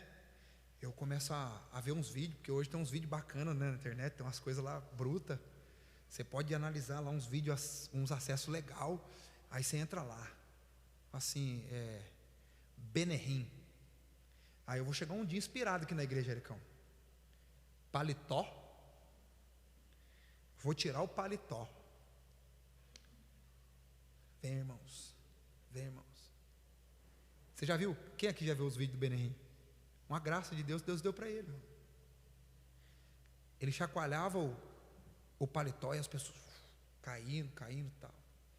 Uma manifestação. Perfeito. Algo exclusivo, uma marca registrada dele. Só que aí, eu sem identidade, eu vou querer copiar a autoridade do outro. Sem identidade, eu vou querer copiar a língua estranha do outro. Sem identidade, eu vou querer copiar a característica do outro. Se ele tem a mãozinha assim, eu vou querer copiar também a mãozinha, o jeito que ele fica, a forma que ele, porque dá certo com ele.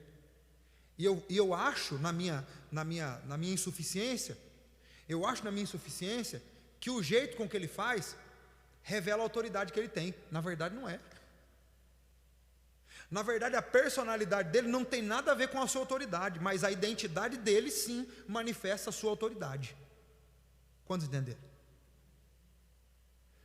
Sua identidade vai te dar autoridade. Por isso é tão importante que você tenha compreensão disso. Nós trabalhamos em vários níveis de identidade. Nós estamos fazendo, algumas mulheres estão fazendo curadas, nós estamos fazendo curados. Tal. Esse é um nível de identidade. Nós estamos trabalhando identidade para curar. Não vai tanto nesse aspecto, mas esse aspecto é um aspecto de fluência ministerial, aonde você precisa atuar. Você que quer romper em Deus, você que quer ter experiência, você que quer ter autoridade, beleza, não ande. Alguém que tem autoridade e a sua identidade, irmão, ele para de qualquer coisa, ele fala assim, ó, eu preciso de ajuda. A Bíblia não diz que não possa, tá? Entenda isso. A Bíblia não diz que você não possa pedir orações. A Bíblia diz que nós devemos orar, compartilhar as nossas necessidades com os santos. É necessário. Só que a partir do momento que você tem ciência da sua identidade, irmão, o nível é outra história. Você experimenta de outro nível. Sabe, tem algumas pessoas que eu vejo por aí, que não só pregando, cantando e fazendo qualquer outra coisa, você percebe que ele tem um jeito, você fala assim, nossa, parece o Fernandinho. Nossa, parece a Laura Sogueles. Nossa, olha, parece o Benerrim. Por quê? Porque ele quer copiar a identidade do outro, porque o outro tem autoridade, mas na sua identidade. Por quê? Porque ele entendeu quem ele é. Então saiba de uma coisa, se você for possuidor da sua identidade hoje, pastor, eu sou quieto demais, não tem problema. Se você tiver convicção da sua identidade, Deus vai manifestar autoridade em você, por intermédio daquilo que você entendeu. É isso que acontece com um crente que entende. Aí, um dia, isso revela o quê? Deu certo. Deu certo, foi indo, né, Cevão? Foi indo. Mas um dia a casa caiu. Então não se apressa, irmão. Tem gente que fala para mim assim, pastor, por que será que tem igreja que faz um monte de coisa e dá errado, e dá certo? Tem igreja, nossa, a gente vê, pastor, que está acontecendo um monte de coisa, e está enchendo, e as pessoas vão, e está acontecendo aquilo lá, beleza, eu mostro para você na Bíblia por que acontece isso. Para você na Bíblia. Você lembra de Deus quando ele vai destruir Sodoma e Gomorra, sim ou não? Ele vai destruir Sodoma e Gomorra. Ele passa na casa de um homem, moço, eu queria tanto ter essa intimidade que Abraão tinha com Deus. Você já imaginou Deus aparecendo para você e falando assim, viu, eu vou contar para você o que eu vou fazer agora. Que coisa maravilhosa. Deus passa um dia, Abraão olha e fala assim, vou fazer um cafezinho para o senhor. Não passa daqui não, vem comer. Você viu, irmão? Quem recebe graça de Deus é alguém que sempre faz coisa para o profeta comer. Brincadeira. Misericórdia. Misericórdia, isso não está no texto. Aliás, está no texto, só não vou me apropriar disso não. Eu vou sem comida mesmo. Mas Deus aparece lá, irmão. Ele diz assim, eu vou destruir a cidade. O senhor vai destruir a cidade? Vou. Aí ele lembra e fala, nossa, meu sobrinho está lá, a família dele está lá. E aí ele começa discorrendo com Deus e fala, Senhor, se tiver 50 lá, Deus fala, não, se tiver 50, não tem problema, por causa dos 50, não vou destruir a cidade. Aí ele fala assim, 50 eu acho que é muito, a cidade é terrorista demais. Senhor, 40? Se tiver 40, eu não vou destruir a cidade, fica tranquilo. Você está preocupado, né? Fica tranquilo. Senhor, se tiver 30, Senhor, se tiver, ele vai baixando, e aí fica preocupado demais. Ele fala, não tem justo lá. Mas sabe o que isso nos revela? Enquanto tiver justo, no meio de qualquer coisa que está fora, Deus vai preservar por causa daquele justo. Então sabe de uma coisa, se você vê um grande movimento, que aparentemente, você vê, está tudo errado, mas você fala assim, Senhor, por que não fechou? Não, ainda tem gente lá dentro, que vai se encontrar com a verdade, e Deus tem misericórdia desses, e por causa desses, Deus está permitindo todo aquele movimento. O nosso Deus é um Deus misericordioso. Agora, um dia, diz Atos 19:13, um dia, era costume, mas um dia deu errado. Um dia, irmão. Esse dia é qual? Não sei, Deus sabe. Ele sabe qual dia vai ser. Não sou eu que vou acelerar, não é você que vai acelerar. O meu papel aqui, sabe qual é? É tirar você da sombra de qualquer outra pessoa e fazer você viver aquilo que Deus tem para você e aquilo que você é em Deus. Porque talvez você use aquilo como padrão. E na verdade Deus está falando para Deus, imagina na eternidade, vamos pensar isso. Você falando assim, nossa, eu queria tanto ser igual Elias. E aí a eternidade dizendo assim, Eliseu, anda na obediência, seja quem você é, que não, você não vai ser o que Elias é, você vai ser o dobro do que ele é. Então, enquanto algumas pessoas estão vivendo à sombra, nós precisamos entender que a verdade é que Deus tem uma identidade única para nós, que nós podemos viver além do que nós pensamos e imaginamos. Então nós precisamos sair da sombra. Essa passagem narra a história bíblica de 7 homens, filhos do chefe sacerdotal chamado Seva, que estava tentando viver e exercer autoridade na sombra da experiência de outras pessoas. Esses homens queriam e pensaram que podiam exercer autoridade com a identidade de outras pessoas. Porém, um dia a casa caiu. Jamais conseguiremos exercer uma legítima autoridade em uma identidade que não seja nossa. Para ter uma identidade é preciso ter nascido e ter um registro que comprove esse nascimento. Fora isso, qualquer tentativa de usar uma outra identidade é falsidade ideológica no mundo natural. Trazendo isso para o mundo espiritual, é preciso ter nascido do Espírito para ter uma identidade espiritual e assim exercer autoridade no mundo espiritual. Podemos ser autoridade física sem ter autoridade espiritual. É preciso nascer e ter um registro no mundo espiritual para que nós possamos ter autoridade no Espírito. Como isso acontece, pastor? João 3, para a gente já ir partindo para o fim. Aqui, João 3. João capítulo 3.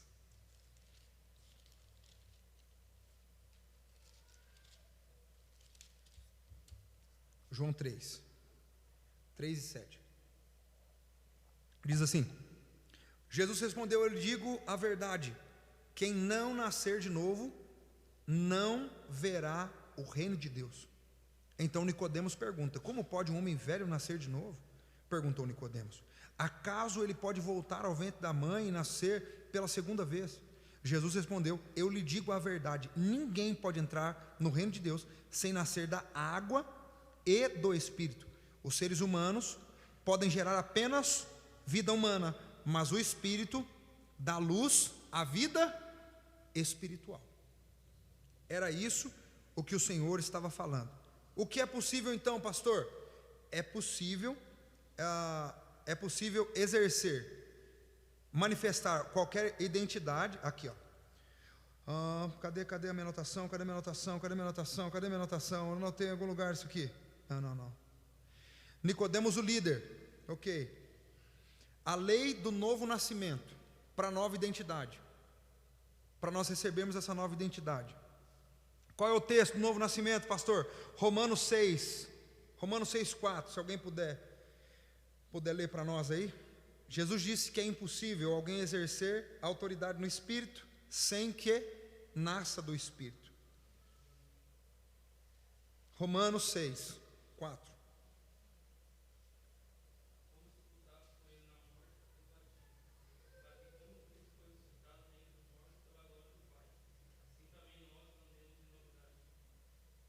Glória a Deus. O que ele está dizendo, Paulo aos Romanos? Ele está falando sobre uma nova vida. O que essa nova vida faz e traz? O que é nova vida para nós? Nova vida é uma vida de fé. Nova vida para nós é uma vida de fé, como diz a epístola aos Gálatas, capítulo 2, versículo 20. Quem chegar lá primeiro, lê para nós. Gálatas 2, 20.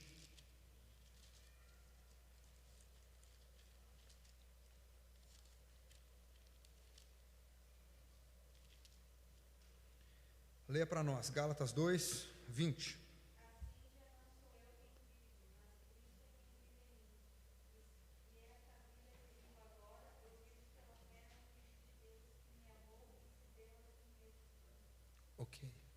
eu só posso viver essa nova vida passando por essa confissão de fé, recebendo esse batismo, e então agora essa nova vida é uma vida de desfrutar por intermédio de fé, como diz o texto.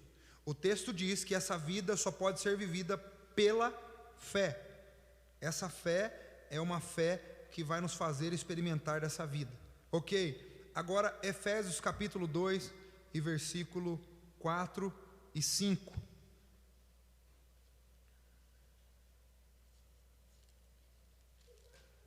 Efésios capítulo 4, leia para nós.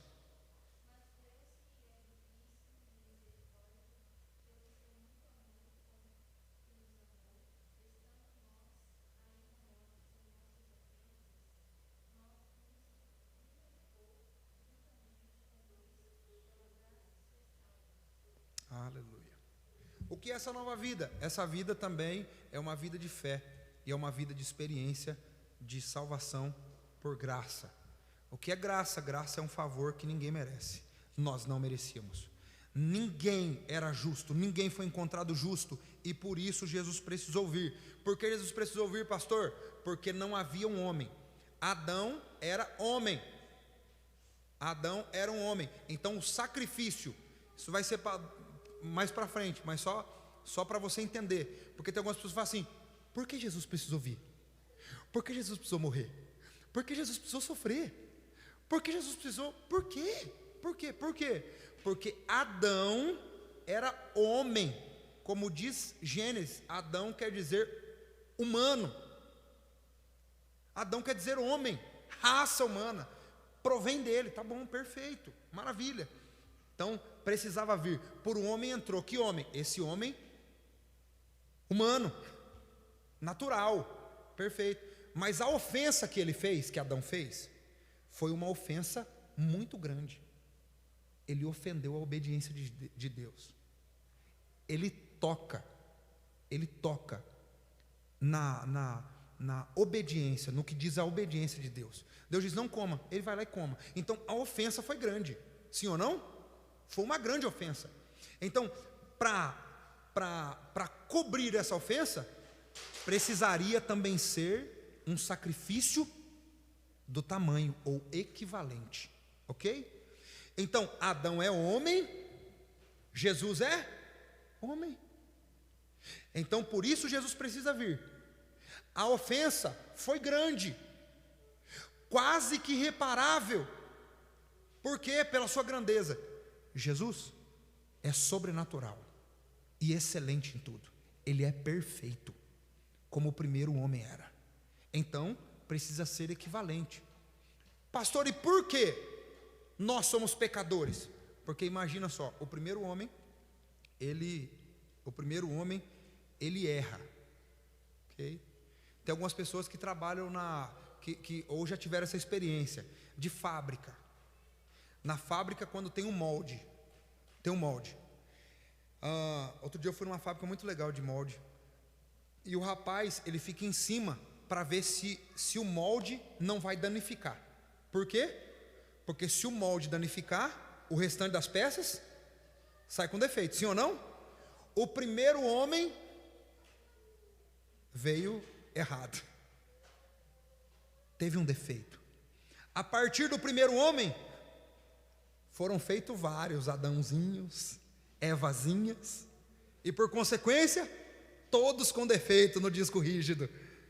Então Jesus precisa vir para nos resgatar e promover redenção sobre nós.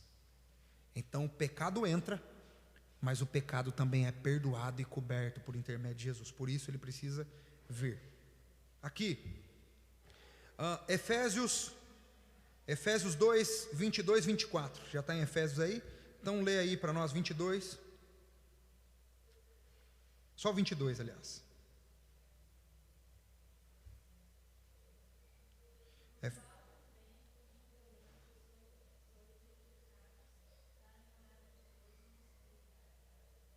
Glória a Deus por isso. Olha o que ele diz.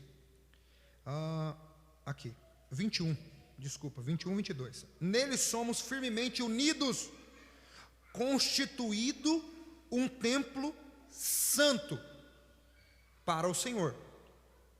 Por meio dele, vocês também estão sendo edificados como parte dessa habitação, onde Deus vive por seu Espírito. O que é interessante aqui, eu gostaria de grifar com você isso, é que a nova vida, esse novo nascimento, é uma vida de fé, é uma vida de graça, mas é uma vida de santidade, como diz a palavra do Senhor. Olha o que ele diz: somos firmemente unidos, constituídos um templo santo para o Senhor.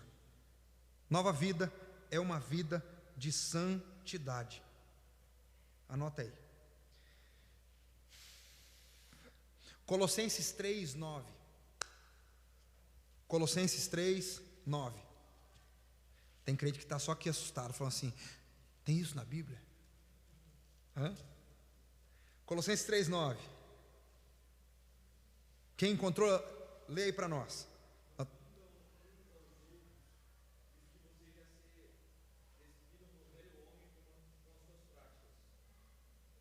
Ok. Não, até o 11.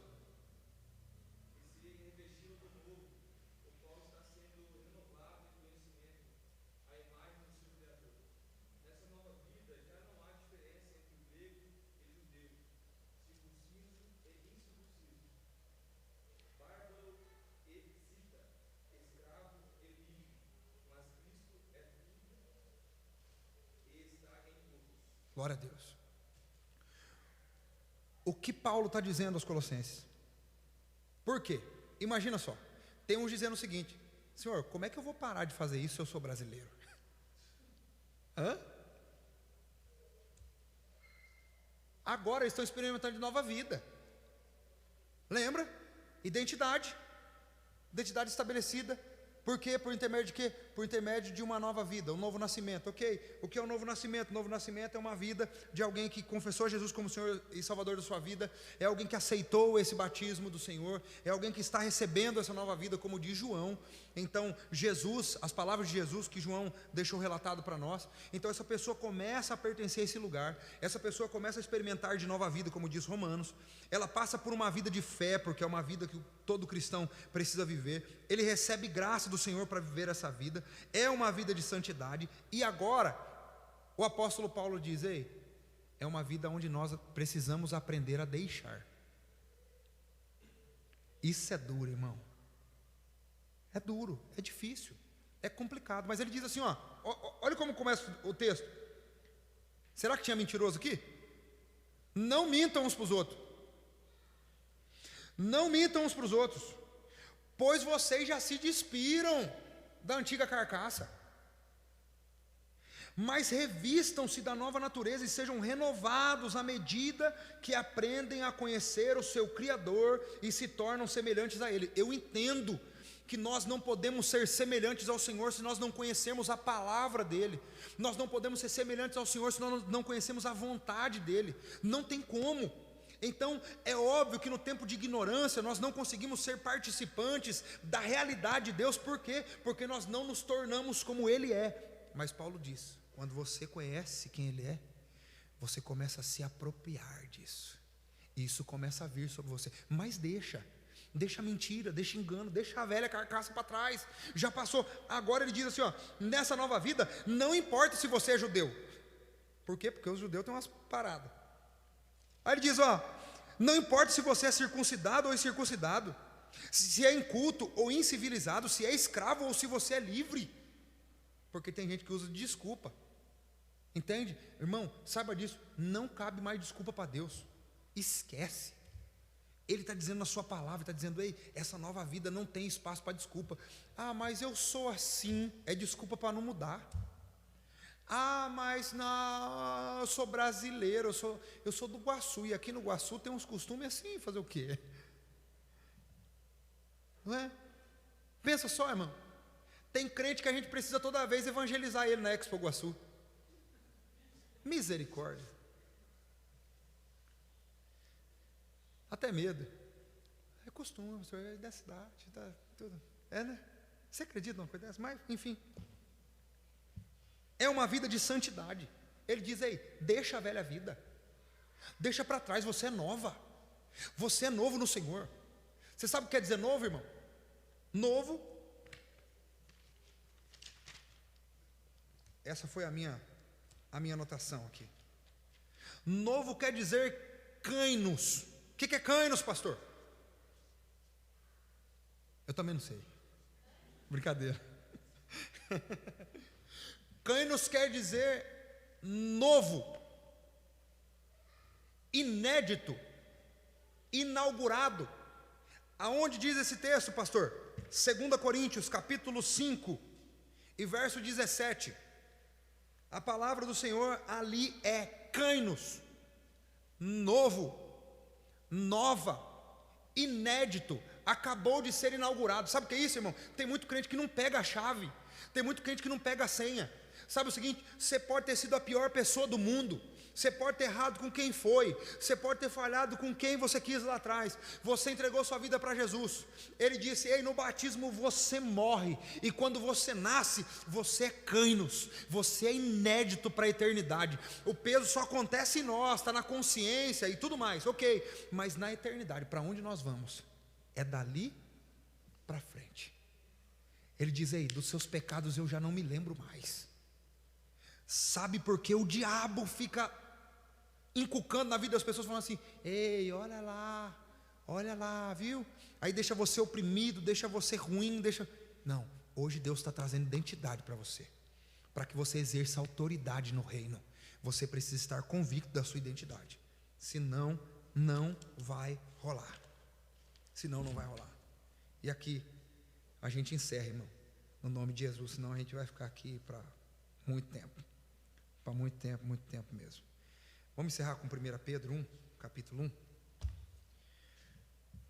1 de Pedro, capítulo 1 e verso 3. 1 de Pedro, capítulo 1 e verso 3. Quem encontrar, pode ler para nós.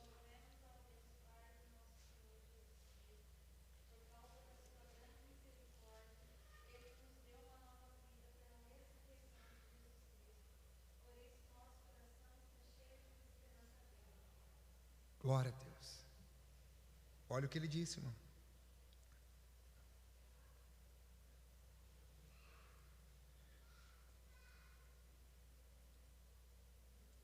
Ok.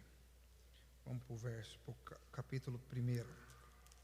Capítulo 1 de 1 Pedro. E verso de número 3 e 4. Todo louvor seja dado a Deus, o Pai de nosso Senhor Jesus. Eu achei que era o meu que estava vibrando, não é não. Todo louvor seja dado a Deus, Pai de nosso Senhor Jesus Cristo. Por sua grande misericórdia, Ele nos fez nascer de novo, por meio da ressurreição de Jesus Cristo dentre os mortos.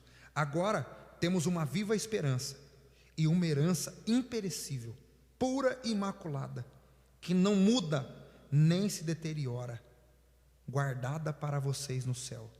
Por meio da fé que vocês têm, Deus os protege com o seu poder, até que recebam essa salvação, pronta para ser revelada nos últimos dias.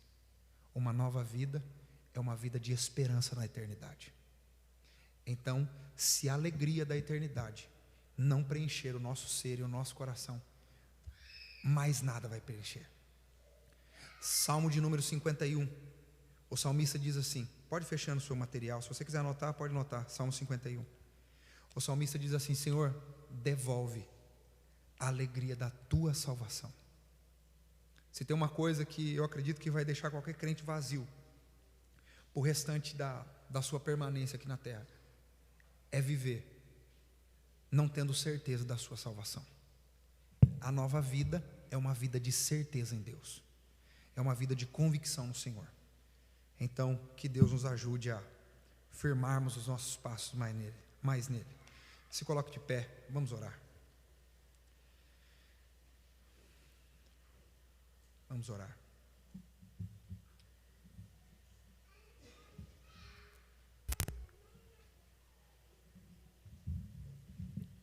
Se Tem alguém aqui hoje que, todos nós, a começar por mim, nos colocamos diante do Senhor, sobre coisas que a palavra vai denunciando sobre nós, e que precisam ser mudadas e moldadas sobre a nossa vida. O princípio parece ser pequeno, mas tem muita coisa para discorrer sobre ele. Por quê? Porque é base. Sabe o que sustenta essas paredes? Não é a tinta preta. Sabe o que sustenta essa parede? Não é o reboque. O que sustenta essa parede é algo que a gente não vê. Está embaixo. É o alicerce. É a base. Então que nós possamos ter base para avançarmos para as demais coisas. Amém? Que nós possamos reconstruir a nossa vida baseada naquilo que Deus diz ao nosso respeito. Vamos fechar nossos olhos. Vamos orar agradecidos a Deus por esse momento que Deus tem nos proporcionado. Vamos agradecer ao Senhor. E se você quiser pedir ao Senhor nessa hora, é uma hora muito propícia para você pedir para Ele: Senhor, eu estava indo para outro lugar, eu estava correndo outra corrida, Senhor, eu estava desejando outras coisas, Senhor, eu estava vivendo à sombra, à margem de outras identidades, e não é o que o Senhor tem para mim. Eu quero viver o que o Senhor tem para mim. Então, se você é nova criatura, tem nova identidade, peça isso para Ele nessa hora.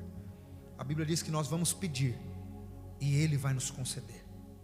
Então peça com confiança. Peça com confiança ao Senhor. Pai de amor e bondade, Senhor de misericórdia e graça, Pai, nós te rendemos graça por essa noite, por esse momento de comunhão e de partilhar da palavra do Senhor. Pai, como é bom saber, como é bom entender que nós precisamos melhorar, e muito. Como é bom saber que nessa nova vida existem fragmentos que precisam ser explorados e manifestos em nós. Senhor, perdoa, Senhor, as vezes que nós não vivemos nova vida, manifestando esse poder em nós. Perdoa as vezes que nos falta fé para viver essa nova vida. Perdoa as vezes, Pai, que nós não entendemos o que é graça e vivemos qualquer vida. Não. Senhor, perdoa as vezes que nos falta santidade. Senhor, perdoa-nos, Senhor. Tem misericórdia de nós. Que essa identidade de nova vida fique muito bem estabelecida dentro de cada irmão e irmã aqui, em o nome do Senhor Jesus. Pai, que nós possamos resplandecer, que nós possamos reviver, Senhor, porque a sua palavra traz isso. A sua palavra traz libertação, é boas novas. Que essa notícia boa nos faça viver um novo padrão de vida e experimentarmos coisas maravilhosas no Senhor, para a glória do teu santo nome.